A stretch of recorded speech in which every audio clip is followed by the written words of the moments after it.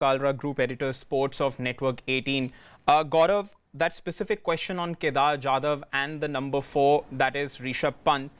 The chief of selectors seemed to be suggesting that the number 4 position slot was okay, that it didn't really backfire in the World Cup. What's your assessment? Well, I think as selectors now, they're going to have to start looking ahead. And the one big task as far as the selection committee is concerned is really about trying to set the template in place for the type of squad that will play the next big event, which is the T20 World Cup, which is in a year and a half from now.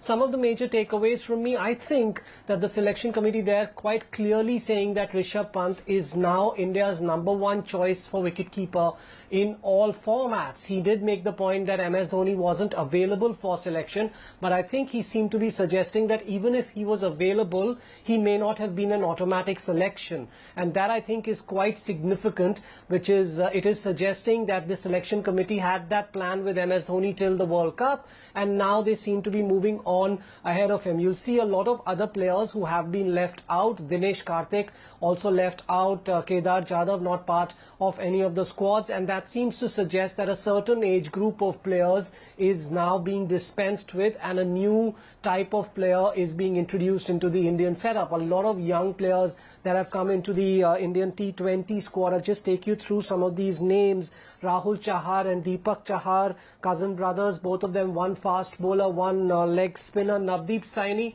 lots been talked about him, bowled very well for RCB. Khalil Ahmed, who was very good for SRH towards the end, was with the Indian team as a backup, as was Saini during the World Cup. Washington Sundar. So all of these players who are being introduced to the T20 squad are essentially players that India are starting to invest in, because Jasprit Bumrah has been rested from the one-day team, which allows players like Khalil Ahmed and Navdeep Saini to come in. Also, no Mohammad Shami in that one-day squad, although he is part of the test squad. So what it is telling us is that a new kind of player is now being looked at, young, skillful, talented, but some of the sort of older guns, I don't think they have a roadmap back. I'd be very surprised now. I think the writing is on the wall for MS Dhoni. It doesn't seem like this selection committee at least is going to look at him again. I don't know what his personal decision will be given these circumstances, but it does appear unlikely that they will now turn back to him. He also made the point about the 2 wicket keepers who are the backups, KS Bharat, who didn't make the World Cup in the test match squad, and Wriddhiman Saha, who is now the second choice wicketkeeper just behind Rishabh Pant. So yes, some of those little nuggets that you can pick up from that press conference. Also got a Shikhar Dhawan drop from the test match team, and KS Bharat, as you rightly pointed out, the selection committee did in a way give a very clear picture that Rishabh Pant is going to be their #1 choice, Wriddhiman Saha being the first backup. Meha, if you look at the T20 team, is this sense very, very clear that the chief of selector is now clearly eyeing at the T20 World Cup next year? Absolutely. I mean, some of those names that have been included, and one of the things that stands out in this, and as Gaurav was referring to it as well, youngsters have come into this T20 squad. They're obviously grooming all these players for the T20 World Cup. So some of the veterans that we've seen play for so long, they don't find their names in the T20 squad. As Gaurav was mentioning, there is Rahul Chahar, Deepak Chahar, Khalil Ahmed, who's been doing well in the IPL. There is Navdeep Saini, of course, and there is Deepak Chahar. But the point that stands out for me in this, and Gaurav can come in on this one, Gaurav, is that it's strange in the way that they've gone about the ODI squad. Why I'm saying this is that Jadhav does not find a place in the T20s, but he's in the ODI squad. Also with Mohammad Shami, he's in ODI and in the test squad, which was expected, but he's not in your T20, which is also something that we'd expected. What are the takeaways for you when you look at the ODI squad specifically, seeing that this is the ODI squad with some of the new names that have come in Shreyas Iyer, who finds a place in the squad. There is, of course, Khalil Ahmed and Navdeep, because obviously Hardik Pandya and Jasprit Bumrah have been rested. But what do you make of the ODI squad, especially after the World Cup?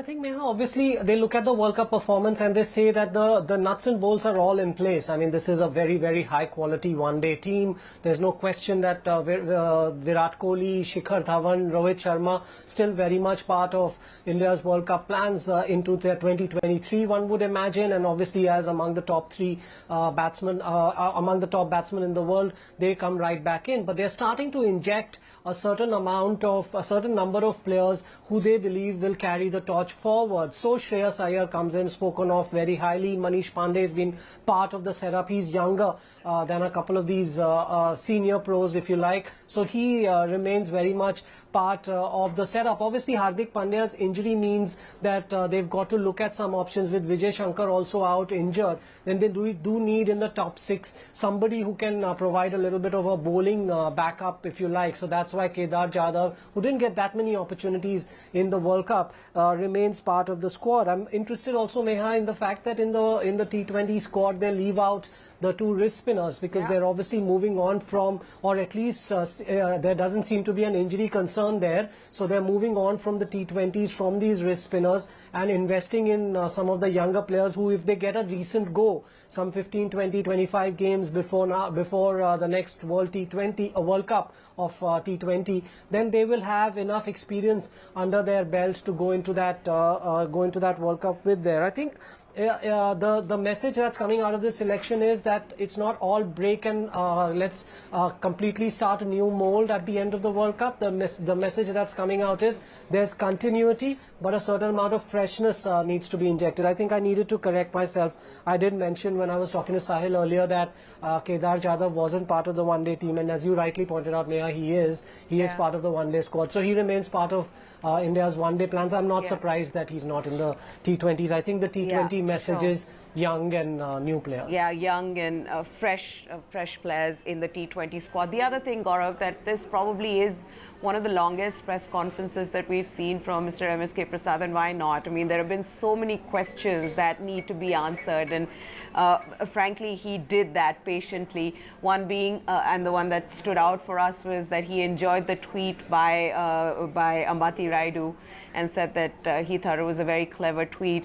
It didn't turn out so well for Ambati Raidu, but he makes it very clear, Gaurav, there that that the selection committee and the selectors do not favor any kind of any kind of bias, or they don't have favorites. They don't want a specific player to come in for whatever reasons because they like him. I mean, they're making it very clear that there were absolutely no bias or no favoritism really involved in the selection of players. And one of the things we wanted in this selection committee meeting was for them to talk about this and for them to tell us as to what was going on during that World Cup. And so some of those questions have been answered in a sense.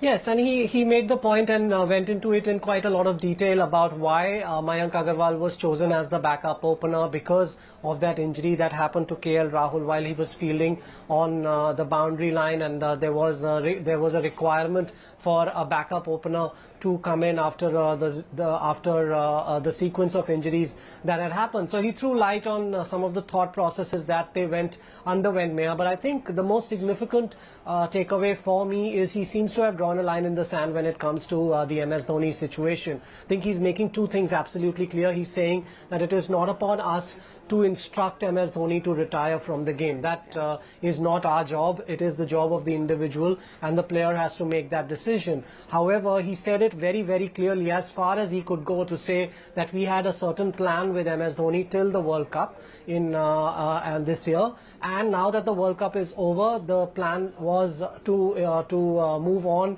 to different players, and Rishabh Pant has been anointed as the preferred choice for India as the #1 wicketkeeper in all formats. And since he made that point as clearly as he could, I think it's quite clear that at least as far as the selection committee is concerned, that it doesn't see an immediate, at least, role for MS Dhoni in India colours. I know it can all change, and these things have a way of turning on its head. But I think he went quite far with it. Yeah. The other thing being, Gaurav, also that before the selection committee meeting, there was this talk of some of the senior players being rested, which also included the names of Virat Kohli and Rohit Sharma, along with Jasprit Bumrah. But it has been, in a sense, surprising, because you thought that probably Virat, with the kind of workload that we've seen him take on in the last 2 years, that he would have wanted this rest. But I think one of the things has been because of what happened in the semi-finals. I mean, I think that this Indian team now wants to go out to the West Indies and sort of get over that World Cup, loss by winning in the West Indies. I mean, there's a very clear message there with the senior players going in and playing, and to that extent that you don't have any of them resting in, say, maybe T20 AIs or the ODIs. They are playing all three formats. So again, a very clear message out there from Virat Kohli that, World Cup is over, but I've got another series and I've got to win that one. Yeah, I'm a bit surprised. I honestly didn't think that Virat Kohli would make this trip. At least, every indication that was coming from the BCCI leaking machine was that Virat Kohli was going to step out of this or stay out of these T20s and one-dayers, because I would have given him a little bit longer before the test series begins in the third week of August. So he would have had more than a month off. So, but, maybe you're right. He's had a little bit of a break after that semi-final. He's assessed where he needs to go with regard to building the team in T20 cricket, and if he's going for the T20s, which are at the start, then may as well stay on and play the one internationals. Maybe we're just in the realm of speculation here now, because you're not quite sure what the thought process there was. Clearly, Jasprit Bumrah is one player who needed that rest, because he played the entire IPL, then played all of the matches in the World Cup, and as a fast bowler, they want to wrap him up in cotton wool. The other one is Hardik Pandya. Clearly, his injury concerns were there. It was visible in the World Cup as well, when he had to go out and then come back in and complete his spell. So they want to protect and preserve these very, very essential players. So Hardik is actually out of the entire tour altogether, whereas Jasprit Bumrah will be coming back for the test series. So that means that Jasprit Bumrah has at least a month off before he comes back. But the other takeaway, Meha, is that because of his exceptional performances in the World Cup, Rohit Sharma continues to find favor. So he remains very much he comes back to the test squad. Remember, India played Australia last, wasn't it, in the test series? Yes. The last test series they played was against Australia. Rohit was part of the squad, then left because of his daughter was to be born. And since then, the guys like Hanuma Vihari, Mayank Agarwal, Cheteshwar Pujara, they've all come into the squad, but Rohit has been kept in the test playing mix. So let's see if he actually breaks into the 11, because it is a 16-man squad after all. And with no Hardik Pandya there, India could very well play with 6 frontline batsmen, and that could give Rohit an opportunity to come back into the test match playing 11. What does this mean for Shikhar Dhawan, who's not part of the test squad, Gaurav? He is playing the ODIs and the T20Is, but not in the test squad.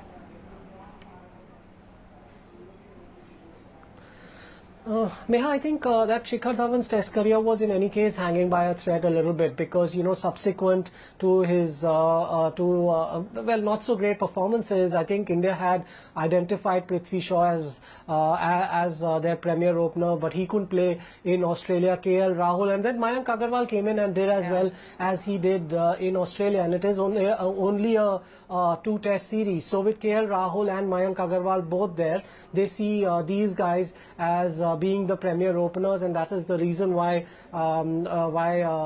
they've stuck to these guys, and Shikhar Dhawan is being seen as a complete white ball specialist. I'm not really surprised, because once Prithvi Shaw recovers, then he will also lay claim to that spot. And remember, I think, Neha, if I'm not wrong, Hanuma Vihari opened in one of the test matches in Australia. So in case there is a requirement of that kind, then he's probably the guy who they're going to turn to do that job. So I think there is also a pretty clear thought process that Shikhar Dhawan's time in Test cricket perhaps is over. It is. Thank you so much, Gaurav Kalra, for that. So there you have it, T20s and ODIs and the Test squad. We've gotten you all the details here. Also, MSK Prasad coming up with that long press conference talking about what really went wrong in the World Cup and whether the selection had anything to do with any kind of bias or favoritism. He's saying that that didn't happen at all. Even in case of Ambati Raidu, or for that matter, in the way Mayank Agarwal was brought in, they just went by what was asked of them by the team management at that point. With that, we'll slip into a short break here on CNN News 18. Sahil will continue with the rest of the news right after the break, so stay with us.